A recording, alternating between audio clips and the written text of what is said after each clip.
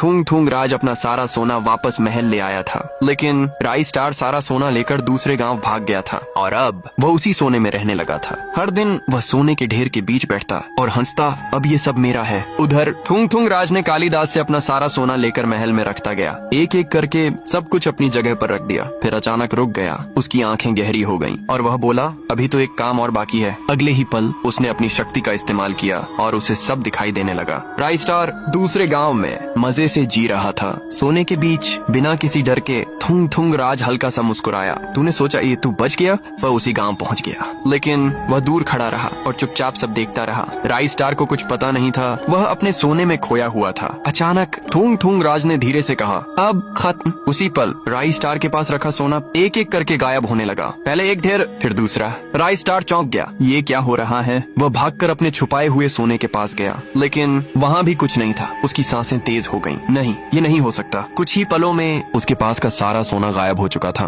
उधर महल के ऊपर सारा सोना वापस अपनी जगह आ चुका था। राई स्टार अब अकेला खड़ा था, खाली हाथ, डर के साथ। तभी थुंग थुंग राज धीरे धीरे उसके सामने आया। उसकी आंखें गुस्से से भरी थीं। राई स्टार पीछे हटने लगा, लेकिन अब भागने की कोई जगह नहीं थी। थुंग थुंग राज उसके बिल्कुल सामने आकर रुका और बोला, तूने सोचा चोरी करके तू बच जाएगा? राई स्टार चुप रहा, लेकिन अगले ही पल उसे पकड़कर वापस गांव लाया गया। लोगों के सामने राई स्टार का सिर झुका हुआ था। जिस सोने पर उसे घमंड था वह अब उसके पास नहीं था। उसे सीधे जेल में डाल दिया गया। इस बार दरवाजे बंद हो गए और कोई रास्ता नहीं बचा। थुंग थुंग राज महल के ऊपर खड़ा था। उसने नीचे देखा और धीरे से बोला, लालच बहुत खराब चीज है।